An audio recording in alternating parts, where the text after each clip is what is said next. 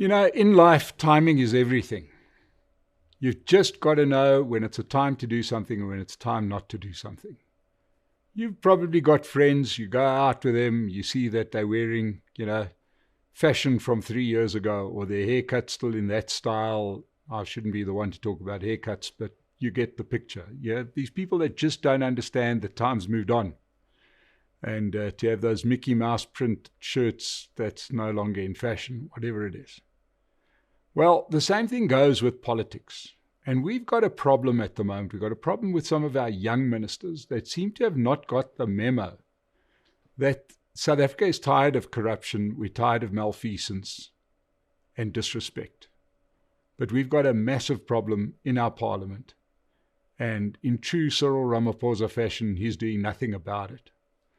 The latest problem is around our Minister of Higher Education, Nobuhle Mqabane, who has been caught really being very disrespectful and lying to Parliament, which is actually an offence.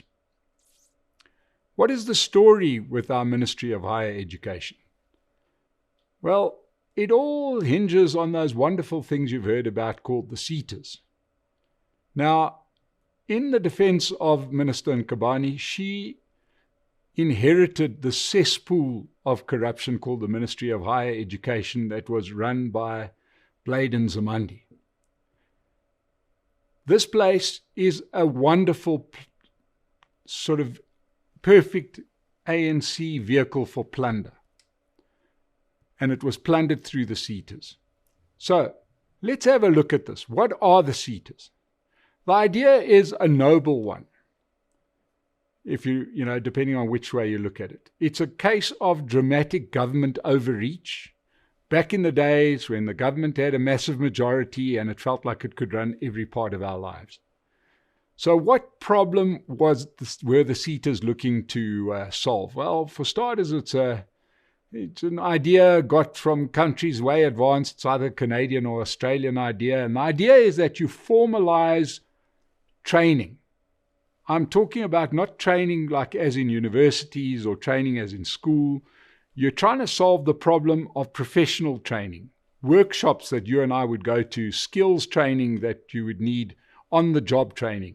And instead of just leaving a system which had worked well forever, in other words, if I need to train somebody, I will get them the right training and they'll be trained and they'll be better at their jobs. No.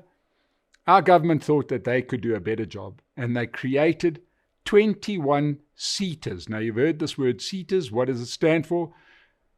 It stands for Sectoral Education and Training Authorities. 21 of them, because what they did was they divided the economy up into 21 people, to 21 sectors. Yeah, this is very communist stuff. And they would have one SETA that would manage the construction industry and one that would manage the manufacturing industry and so on and so forth. 21 of them. And these people would turn what was a wonderfully efficient, informal part of the economy into something that would be managed by government. Be careful when you say, what are they going to do about it? Because when they hear that, then they will start doing something about it. Then it's guaranteed to be a disaster. So where was the noble idea in SETAs? Well, it was noble in two respects.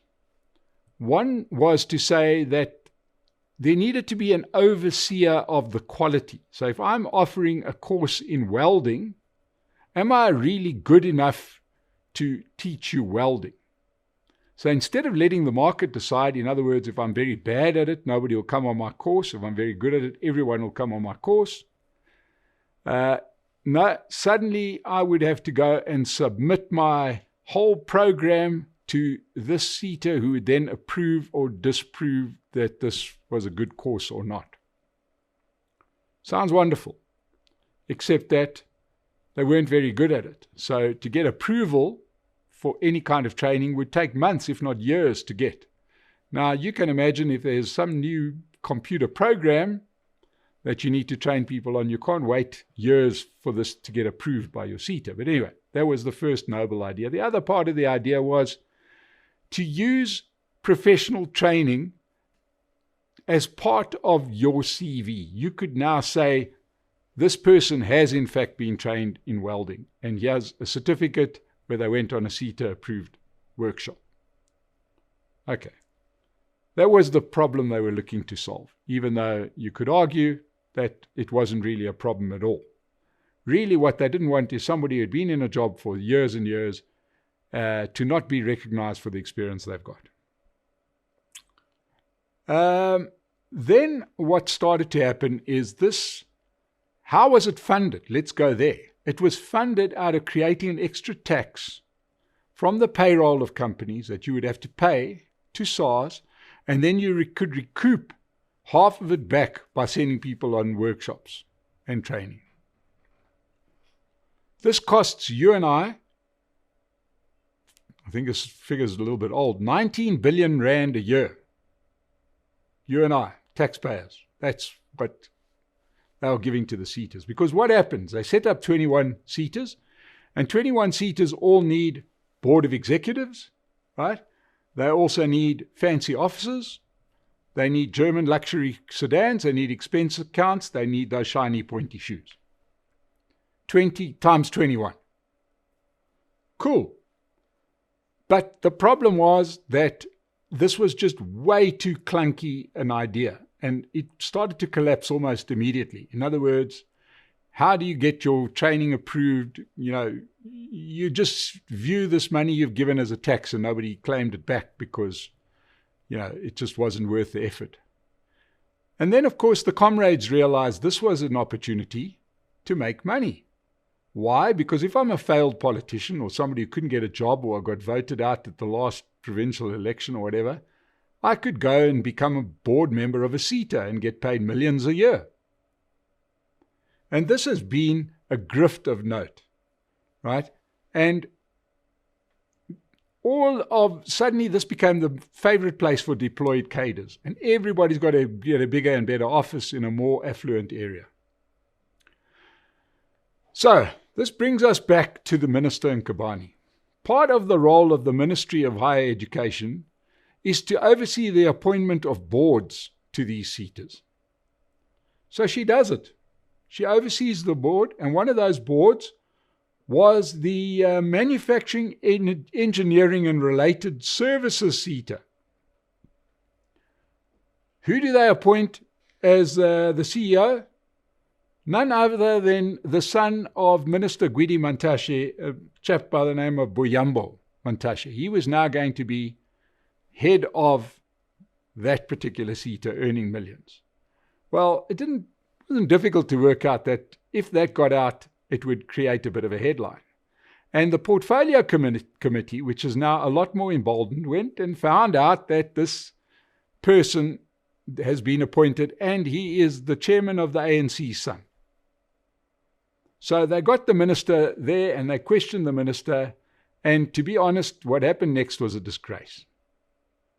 She sat there chewing through the whole portfolio meeting, giving pithy answers, but what made it worse was that she eventually lied to Parliament. What did she lie about? She has said that the boards of these seaters are independent. They are not politically manipulated. In actual fact, they are appointed by a board that is completely independent of government and the party. But the only problem was that she wouldn't tell people who it was. And eventually, she was forced to tell Parliament who the board that appointed the panel that appoints the boards are. Well, it's headed up by an advocate who you may have heard of, Terry Matau. He was the guy who did the investigation into VBS and the looting of that bank.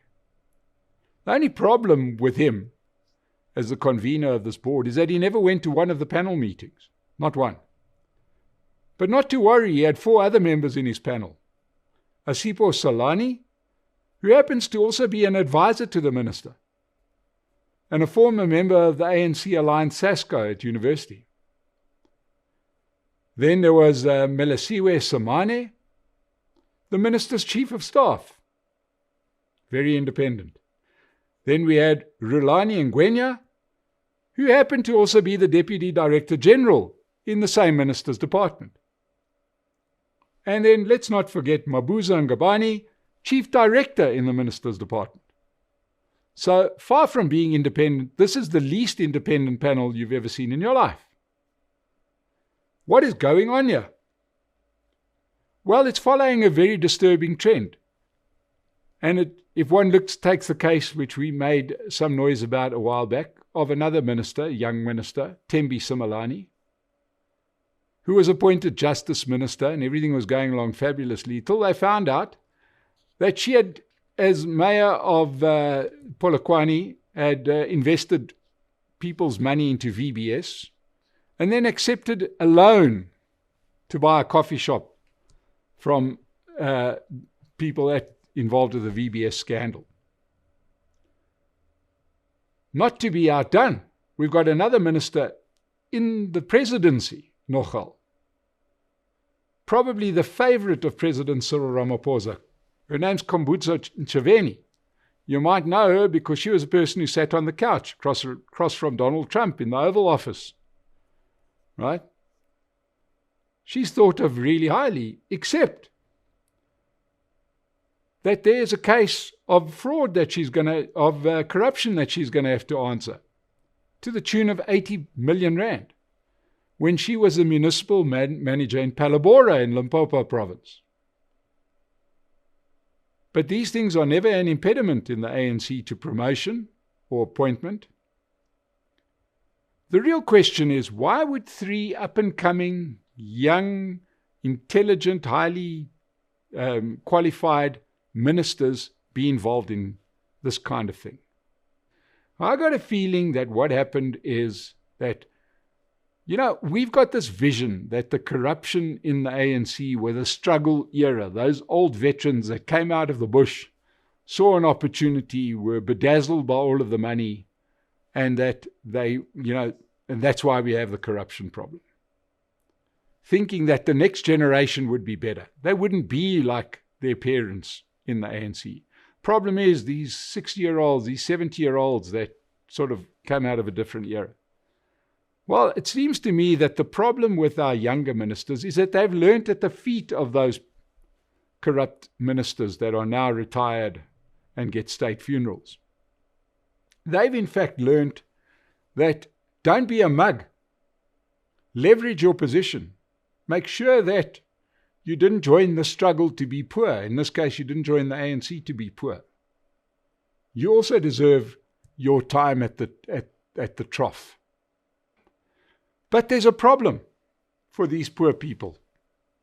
And I actually feel quite sorry for them, because they haven't received the memo that the ANC has lost their majority. Most of those corrupt ministers from the past operated at a time when the ANC had an overwhelming majority, and this kind of thing would never even come out. Parliament, remember, protected Jacob Zuma with the Nkandla money. They protected many ministers. They can't do that anymore. Now these ministers who have learned from the previous generation do what they do.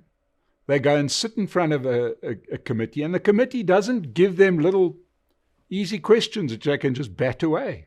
It never gets to a vote which the ANC could then pass. No, if this thing gets to a vote now, every party can't wait to vote on these kind of issues. Times have changed, and these ministers haven't realized it.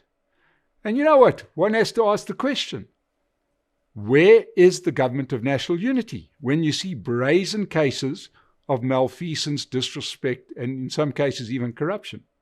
Why aren't they raising this? Because I can tell you what, if parties like the Democratic Alliance and the IFP and the Patriotic Alliance and the Freedom Front Plus are going to let this kind of stuff slide, there's parties that are sitting outside of this government of national unity that are quite prepared to raise noise about these ministers that are doing this kind of work. And then we got the role of the media. In the past, SABC wouldn't ever report on this kind of thing. Neither would the licensed radio stations or TV stations. But now you've got social media. You've got people like ourselves. We're very happy to make a noise about corruption, and we'll give you the details, and you will know the details. So It's a very bad time to be a corrupt minister, because your chances of getting away with it rest only on one thing, and that is the poor performance of the National Prosecuting Authority, which we've discussed before. We've got Shamila Batoy being held to account by the very same parliament that are saying not good enough. She'll get away with it, she'll retire, but her successor will have to prosecute cases like this. So my advice to these young ministers is, the days are over. Sorry, bad luck. You missed the golden age of corruption, when you could steal at will, do whatever you liked, and there was no repercussion. They could do it. You can't. Understand that the world has changed and stop it now before you end up in jail. Well, you can support us by supporting Pace Car Rental. Rent a car there and get a discount using our code SONA. And like and subscribe The State of the Nation, and we'll keep you in the loop. We'll see you again soon.